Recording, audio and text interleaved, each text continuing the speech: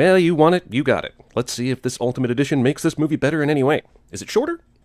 It is not shorter. Ah, welcome to the party, Jenna Malone. Just so you know, there's still going to be some absurd leaps in logic, unexplained coincidences, and continued overacting in this edition. But glad you're here. We've made it to our first difference in this movie, where we get to see Bruce's mom's face a lot better in one shot. Thank God this shot was restored, so that the redundant Bruce's parents get murdered scene could confirm that this asshole is about to shoot her in the chin. Luckily, Bruce Wayne is here to make sure this one easily seen kid gets back into the buddy line. The Ultimate Edition shows us these school children to explain that there was a field trip, which is why there's a random girl standing in the middle of a dangerous building collapse later. But there are two teachers here, one at the beginning and one at the end of the line. And they can't do a simple head count? Yes, things are chaotic, but apparently they prescribe to the Child Left Behind program. Africola, taste the feeling. You know what Huron always says? We're on assignment together. Not a goddamn thing. I like Huron. So far, Jimmy Olsen simply introduced himself and asked how she landed this interview. He hasn't been a jackass or insulted Lois in any way, but here he is getting cut out of the movie before Warner Brothers gets a chance to do it themselves. Your fixer said that the general approved photos? This line is included, in case you needed more evidence that the bad guys are even bigger assholes when they later smash Jimmy's camera. They did not tell me the interview was with the lady. Man, what's up with this fucking fixer? Does he communicate anything with anyone? He must be a random mechanic that everyone just assumes can arrange complex international media encounters with rebel killers. Who pays for the drones that pass over our heads at night? By this point in the theatrical release, Jimmy's camera is already smashed. Watch these two movies side by side, and you go back in time. Why the fuck would a clandestine tracker beacon beep this loudly, or at all? Stand down as an order. How do you go from a vapid military drama to an over-CGI'd doomsday in 3 hours or less? Stick around! The Ultimate Edition clears the air on whether or not this dude shot more dudes during this gunfight. Is there even anybody in this tank? It's just a parked tank, right? Maybe it's sabotage. I have no clue, but explosions!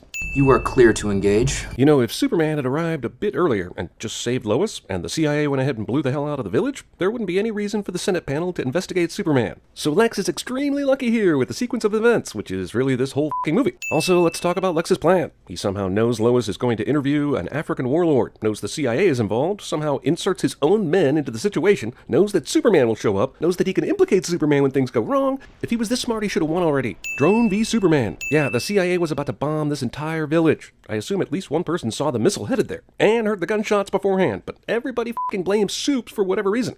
They should be thanking him for saving everyone else's life. Jesus, this fucking movie.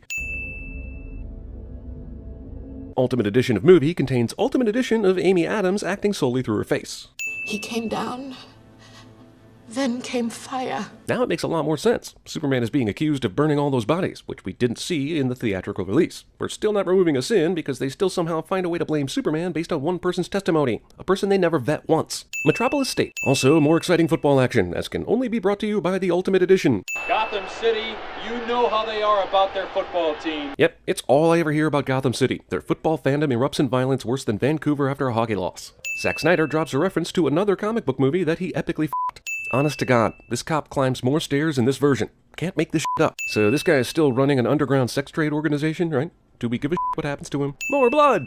More wine! More precoital looks! Also, R-rated Ultimate Edition still gives us a PG-13 naked Lois Lane. Those rich old ladies, they thought it was very cute, you know? Write checks for Lex. I know this extended scene is to fill some backstory about Lex's relationship with his father, but it really only gives us a few more seconds to be disappointed in Jesse Eisenberg's performance. To look him in his eye and ask him how he decides which lives count. It makes way more sense for Clark to be seeing something that actually matters to his story, rather than some nonsense about Batman branding people so you should hate him, like the theatrical release did. Still, if you watch these two versions, they made Clark react the same way to Batman's branding as they did to this lady's testimony about the stuff he allegedly did. The cake is a lie! What was the direction here? Henry, we're gonna show something on the TV, you just stand there and emote. Underdog dreams dashed 10 yards between Gotham and glory. Wait, the only football game that was added to this edition was the blowout, when Metropolis State beat Gotham City 64-0. How is that 10 yards away from anything? Is she in? She's been gone. In fact, if she's smart, she got out of this city. How long has it been since the Nairobi scene? We just saw Lois getting back yesterday, but the woman from the village has had time to say goodbye to her village after the Americans left and the government attacked, and she's had time to move to the US, appear in a Senate hearing in DC, rent an apartment, then move out? Guy just f***ed up a winning lottery ticket for an unnecessary bat sketch. Benefit for the Library of Metropolis. Someone on the committee requested that Clark Kent cover it. And newspapers give stories to reporters based on the requests of random people. Besides, doesn't he have football to cover? Also, assuming Lex is the one that invited Clark, how the f*** does he already know that Clark is Superman? There may be some logical explanation, but it's in neither of the cuts of this movie, so f*** that fake-ass knowledge. No bourbon?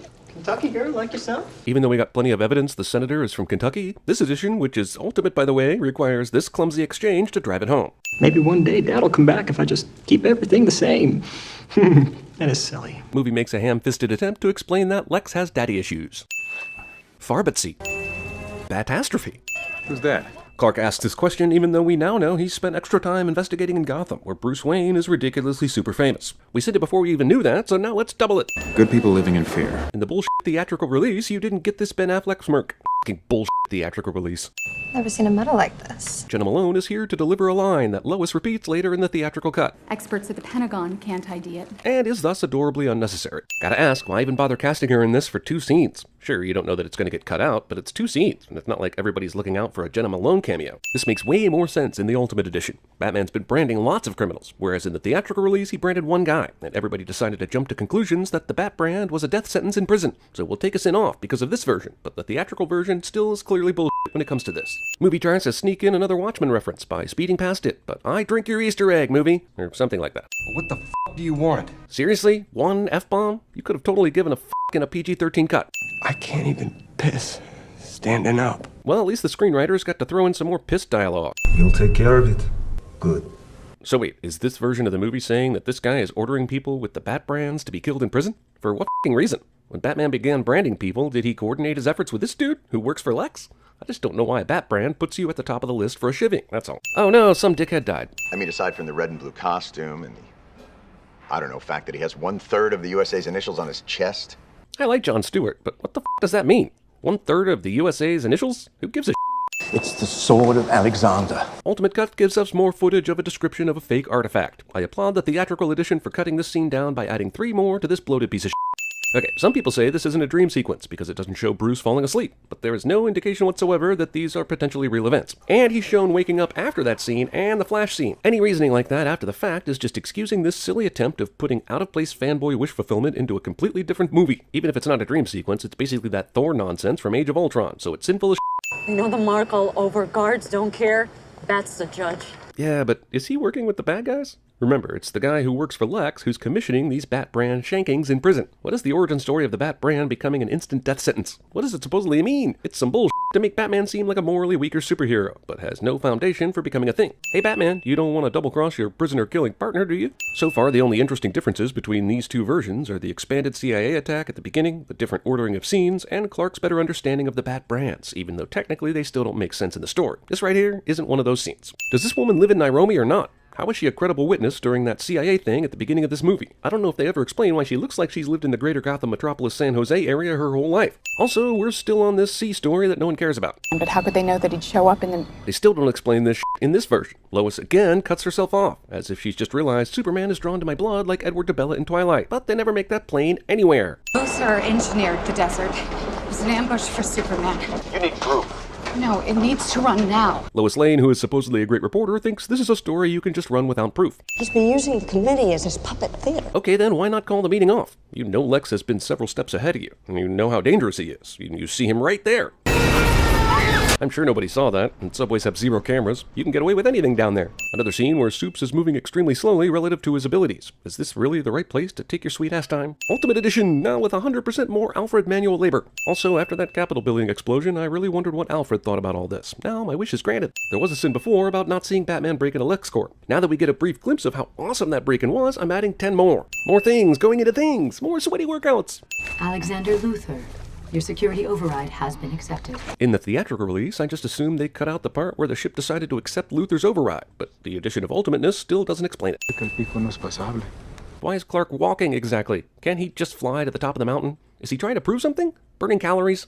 The inside of the chair was lined with lead. We didn't sin the fact that Soups didn't see the bomb in the first go-around, but since this edition finally actually explains something helpful, I'll remove one sin. Still some bullshit. So falls the House of Wayne.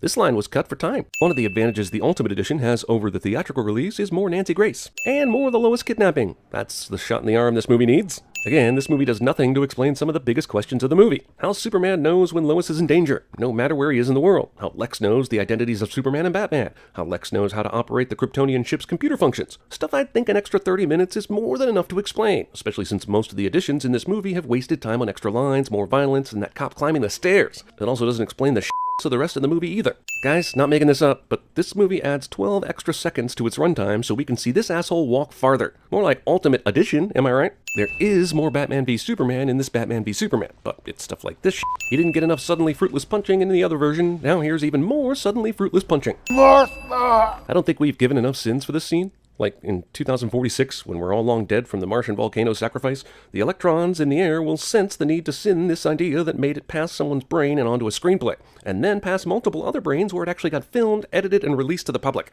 I don't deserve you, Alfred.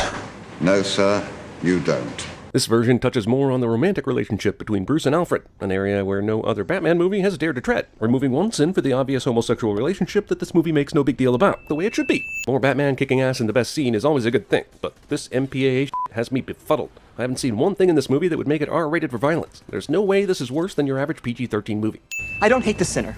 I hate the sin. Lex Luthor's philosophy is too dangerously close to our own. Movie does explain what happened to Martha after Batman saves her, which is good, because I was beginning to think that Batman made her walk home. If anything, this version raises more questions as to why certain things are cut and why certain ones are not. Here's a shot of Perry looking out a window that saves 4 seconds when you cut it. I mean, someone actually said, "We need to lose this. The brass needs an extra 4 seconds, guys." This probably got cut because it looks stupid as shit.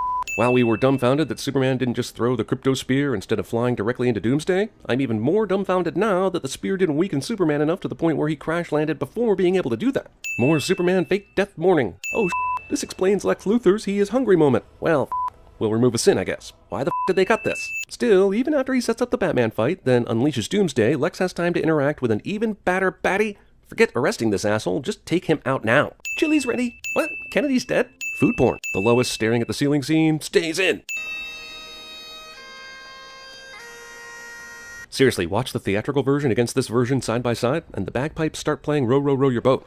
They said it's all taken care of. By whom? Anonymous donor. Bruce paid for the funeral. Pretty bat-ass. Civilization on the wane, manners out the window. Fucking how? Just show me any moment in either of these two editions when Lex figures this out. Apparently his superpower is to just casually know everyone's secret identities. I arranged for you to get transferred to Arkham Asylum in Gotham. No one's ever escaped it, so it's a perfect place to put you. Also, great, now he can interact with the other supervillains for the convenience of this universe. Wait a minute, is this burial still going on? Didn't we see Bruce here in Kansas when they dropped off the coffin? Then he went to tell Lex Luthor what's what, and now Lois is still here?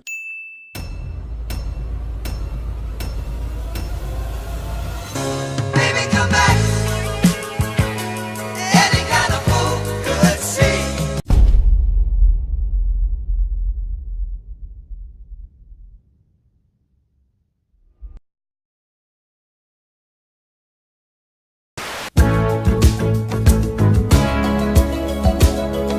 Good night, John Boy. Tell me. You ever danced with the devil in the pale moonlight? I never really chopped wood before, but it certainly looks like fun. Then what better way to make your grand entrance on the streets of Agrabah than riding your very own brand new camel? Watch out, they spit. No. You almost took my face off. I'd like to take his face off. I can't be late. It's my last chance. I'm Jose Canseco. I'm Jose Canseco. And here you sit, thinking. Well, Ricky Bobby is not a thinker. Ricky Bobby is a driver. Night of the fight, you may feel a slight sting.